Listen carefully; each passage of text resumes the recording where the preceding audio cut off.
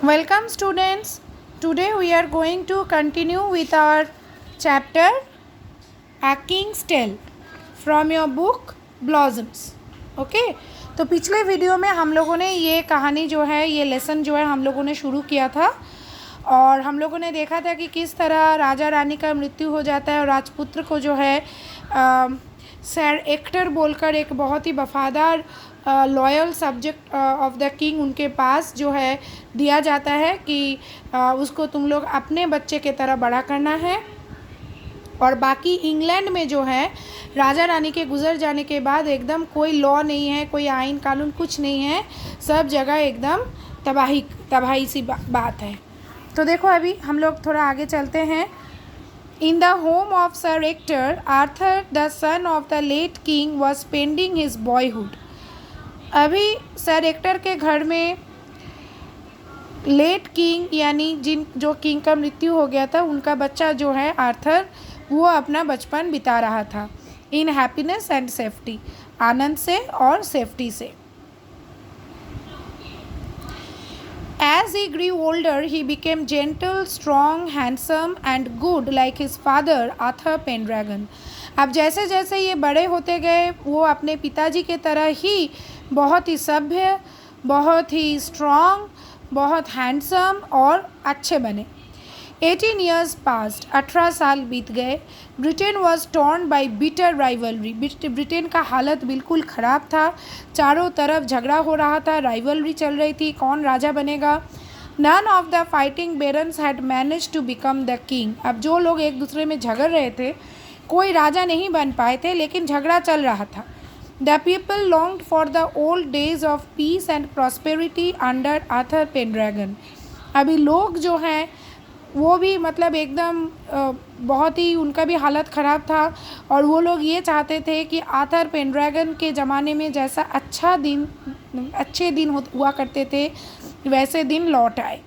It was Christmas time, a time of festivity. अब Christmas time आया था, Christian लोगों के लिए क्रिसमस टाइम बहुत ही ज़्यादा फेस्टिवल का टाइम है।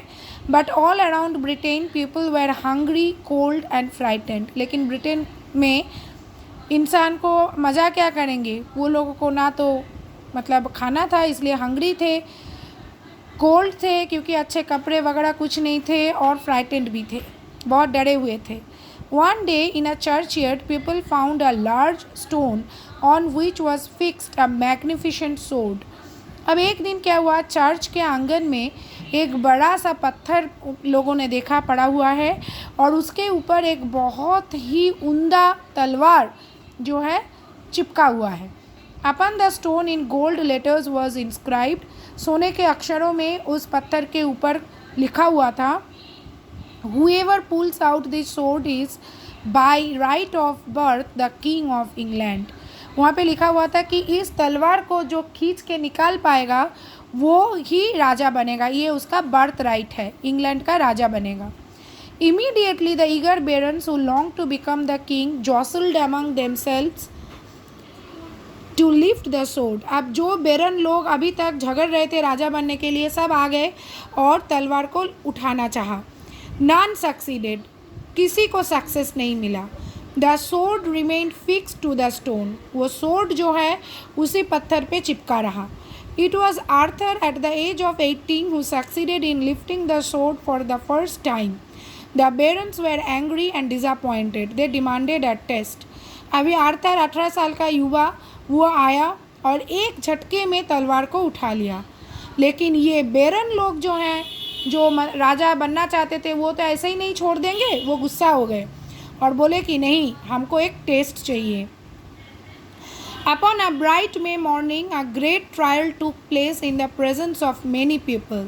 तो एक मई के मॉर्निंग में जो है बहुत सारे लोग इकट्ठा हुए और वहाँ पर एक बहुत ही बड़ा सा एक ग्रेट ट्रायल टेस्ट जैसा हुआ।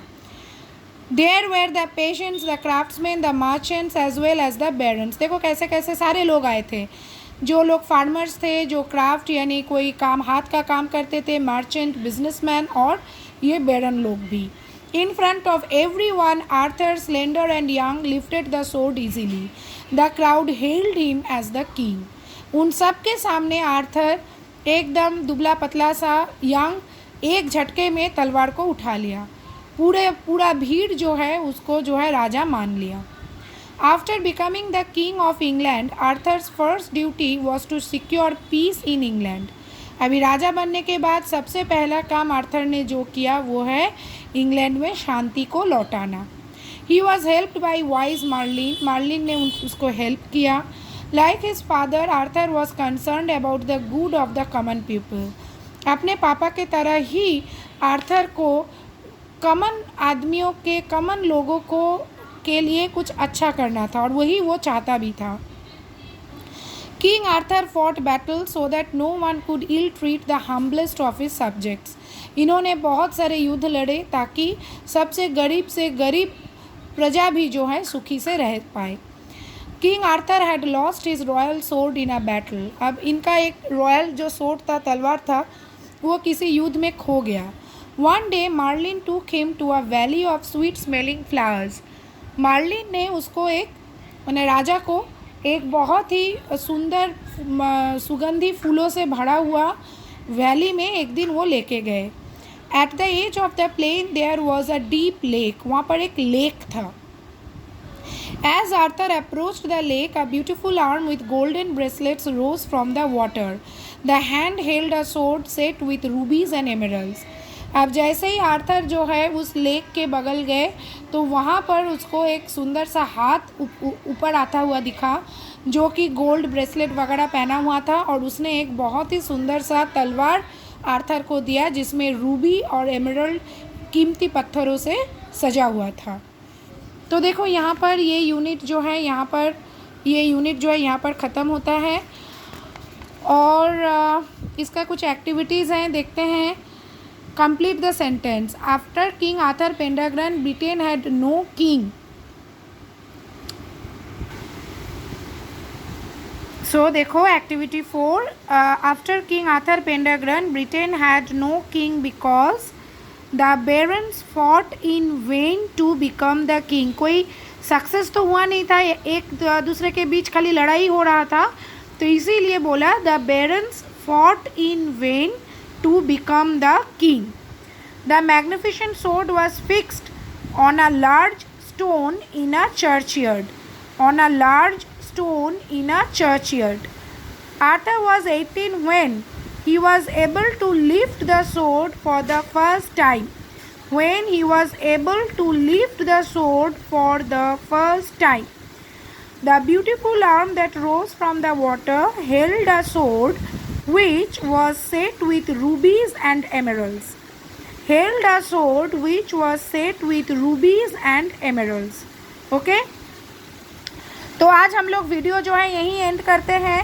नेक्स्ट यूनिट नेक्स्ट वीडियो में लेके मैं बहुत जल्द लौटूंगी।